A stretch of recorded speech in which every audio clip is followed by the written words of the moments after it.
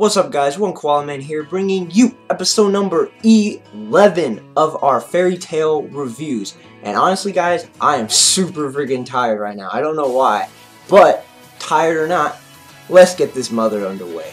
Alright, so to begin this episode off, we start off in Fairy Tale, in the guild, and everybody's talking about the missing S-Class mission or S-Class job that got taken from the request board.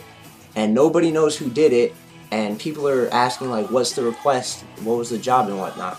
And Mirror Jane points out that it's the Galuna Island. Everybody flips out, and they're saying, well, whoever stole it must be either really good or really stupid. And my boy Loxus is not the one that took it, but my boy Loxus is the one that kind of ratted Happy out. He says he saw a blue cat fly in here and try and be sneaky and take off with the piece of paper, and everybody was saying, well, why didn't you stop him? And he's like, oh, I didn't know it was Happy. How was I supposed to know? Happy's like the only blue cat around, but never mind, that's a story for a different day. And Mirror Jane was actually getting mad with Loxus. I've never seen Mirror Jane getting mad with anything, and he was like, oh, you haven't given me that look in a long time. So I guess he's trying to flirt with Mirror Jane or something. I don't know. He's just a real cocky guy, but I don't know. Loxus is Loxus. So the squad got kind of broken up, actually. So also, you tell by the lighting, I kind of brightened up the room a little bit. I was looking a little darker, but anyways, the squad got kind of cut down a little bit, and it was just Happy, Natsu, and Lucy. And so they're in the port town of Hargion, which was all the way from the first episode. And so they're looking for a boat ride to get to Galuna Island, and absolutely nobody wants to do it, because it's just like, it's got some bad juju with it or something. It's like the Bermuda Triangle kind of thing, and nobody wants to. And then Gray pops up and says, hey guys, I finally found you. And he was told by Master Makarov to come and get the squad and forcibly, or voluntarily, bring them back to the guild so he can chew them a new one. And Natsu, of course, doesn't want to, because he wants to prove himself as a real wizard. And him and Gray start to fight, and then this one guy on a boat says, are you guys wizards? And they're like, yeah, we're just trying to find a way to get to Galuna Island. And he says, well, I'll take you guys there. And so that's pretty cool. So this guy's name is Bobo, and he actually used to live on Galuna Island, and he showed them, he took off his coat or whatever, and he had his whole arm, I forgot which arm it was, but one of his arms was like a demon kind of thing, and that's apparently the curse of Galuna Island. Like, apparently it turns people into demons, but that's pretty much what they showed him. And then they finally saw the island, and they saw Lucy saw a little glowing part on top of it, and it turns out like people were like worshipping Zeref or something, because I heard Zeref being spoken over there. I was like, okay, what the heck is this all about? But I don't know. I'm sure we'll find out later. Maybe not in this episode, but maybe next episode. I don't know. No spoilers though. But yeah, and then she looks back and the guy just disappeared, and they're thinking maybe he fell off, but either way, Bobo just disappeared. And so this giant tidal wave comes right after he disappears and washes them ashore to the island of Galuna. So yeah, the squad got washed up ashore by the giant tidal wave, and they're on the Galuna Island, which is in the shape of a moon, which is actually pretty cool. So they decide to investigate, because what else better to do than investigate a mysterious tropical island? And it goes from dawn to dusk pretty quick, so I guess that tells us that they've been investigating the whole day trying to find this one village. And they eventually find it, and it's barricaded with giant logs all around it. And they're saying, well, how do we get in? And Natsu, of course, saying, let's bust in. And I don't know why Natsu always has to destroy things. And Gray actually mentioned that to him earlier in the episode, but that was earlier in the episode. And the guards on top, I guess the watchtower or whatever, they ask like, who are you and what are you doing here? They say they're from Fairy Tail, and the guards say, show us your emblems, and they show them their emblems. And Happy actually has an emblem, which is very weird. Happy has an emblem right on his back, but it's kind of hard to tell because he always has that little bag around his neck. But whatever. And so they go into the village after the doors get open, and like everybody's cloaked for whatever reason. And the chief comes out, and he's cloaked as well, and he's saying that he's glad they came, and everybody takes off their cloak, and everybody has that thing that Bobo had, you know? The little demon arms, demon legs, demon noses, demon heads, and it's just very, very odd. And the chief actually has giant sideburns, which is really funny. And Natsu thought that the sideburns were the problem with the chief, but that wasn't obviously the problem. And the chief was saying like everything was good at first, and then one day the moon, like a few years ago, the moon started turning purple at night, and then that's when their curse started. And then of course, right when he was mentioning it, the moon like comes up from the clouds and, you know, starts unmasking itself in the sky, and it glows purple, of course, and everybody, except for the squad, of course, everybody turns into demons, which is very, very weird. And they're saying, oh, we're so sorry for us looking like this. And he was saying that some people like sometimes don't change back in the morning, because usually they do change back, but some people don't, and they lose their mind, and they're forced to kill whoever doesn't change and loses their mind.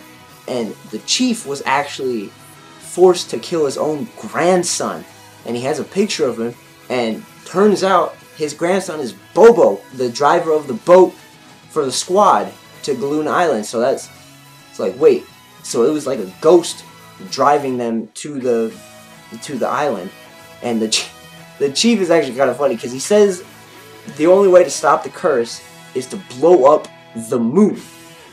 To blow up the whole moon. I mean, if they get Lullaby, maybe, because Lullaby can destroy a whole mountain, obviously, from a few episodes back.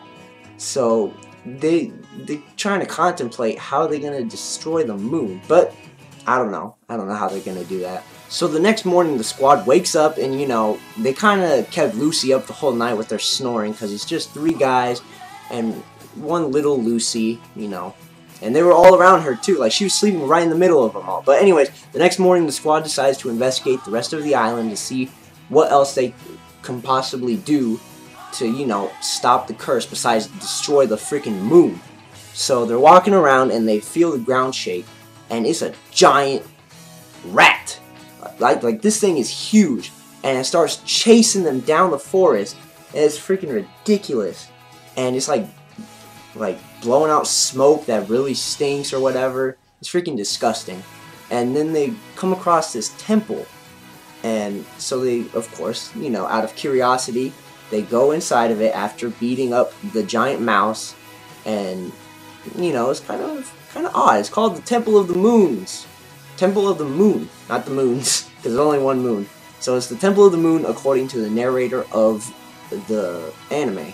So the squad is looking around in this Temple of the Moon, and Natsu was saying how weak the floor sounds. So he just starts stomping.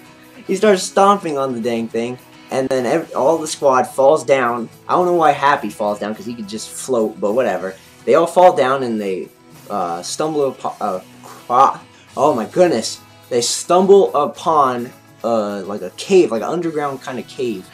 And so, of course, what else to do then?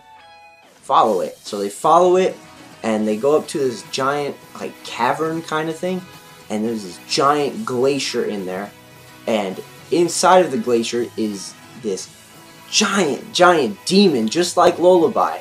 But it's not Lullaby, of course, because Lullaby is with the Magic Council and whatnot.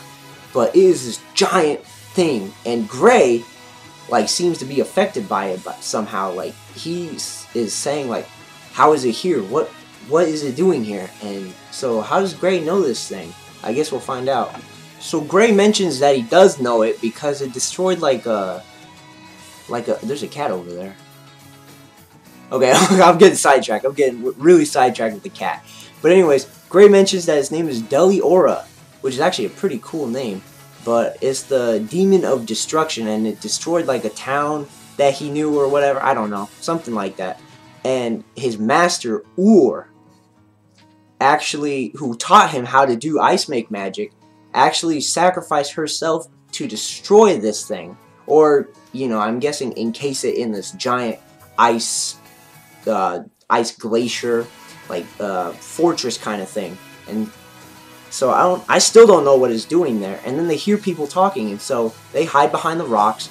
And turns out these people, like, they're like the Cold Emperor's goons, pretty much. And the Cold Emperor is some guy that one of the girls mentioned, and they're looking for these intruders because they destroyed, or they didn't really destroy. They what was it called? They beat up the rat, the giant rat, and so she wants to kill him pretty much. And she says she'll give them the gift of love. Some stupid thing like that. And yeah, that pretty much honestly ends this episode. So who is the Cold Emperor, and what does he want with Deliora, and who are those people, you know, chanting Zeref the whole time on the top? How are they gonna fix this curse? Are they really gonna destroy the moon? And the most important case or question, what's Urza gonna do? What is Urza gonna do? Because they said since Gray is with them, the next person they'll send is Urza. So, ooh, Urza's gonna be a problem. But that's until next episode. So that pretty much ends this episode off today. Alright guys, you already know I don't like to end off these episodes without a question of the day. And today's question for you guys is, if you had a giant pet like the pink-haired lady, Sherry I believe is her name, what would it be? For me, obviously, it's in my name. I'd have a freaking koala as my pet. Because, I mean, legit, koalas are awesome. I've never held one. I know. Shoot me now. I really want to see a koala. Although wet koalas are freaking disgusting. If you ever see a picture of a wet koala, it's probably the nastiest thing you'll ever see. It's so gross. But it's freaking weird, dude. And fun fact for you guys, koalas sleep 18 hours a day, average. And so they sleep a lot. And hopefully they don't become extinct, because I'm pretty sure they're endangered. Because, I don't know, people are like destroying the eucalyptus trees or whatnot. But I don't know. That's a story for like history class or whatever, or veterinarian class. But anyways, yeah, if you guys had a giant pet, what would it be, and what would be its name? For me, I probably threw myself into a corner on that one. I honestly don't know what I would name it. I honestly have no idea what I would name my koala. I don't know. I'll probably leave in the description or something of what I would name it. Probably the name of that koala in that one Nick Jr. show way back in the day. A little koala with a little head, a little hoodie on it. Yeah, I don't know though. I don't know. That's a good question for me. Yeah, but leave your guys' pet names and giant pet preferences in the comments below, and also leave a like if you enjoyed. Hit that subscribe button if you want more content, because we're going in the summer with a bang every day of the week except for Saturday and Sunday. Monday, Tuesday, Wednesday, Thursday, and Friday there's going to be episodes for you guys every single day, so you can bet on that. Hopefully, you know, I can be consistent, of course, like I said in the update video. And if you haven't checked out the update video, go check that update video out. And as always, guys, also follow me on Twitter at OneKoalaMan. I always forget to mention that. I always forget. But anyways, as always, guys, keep it cool.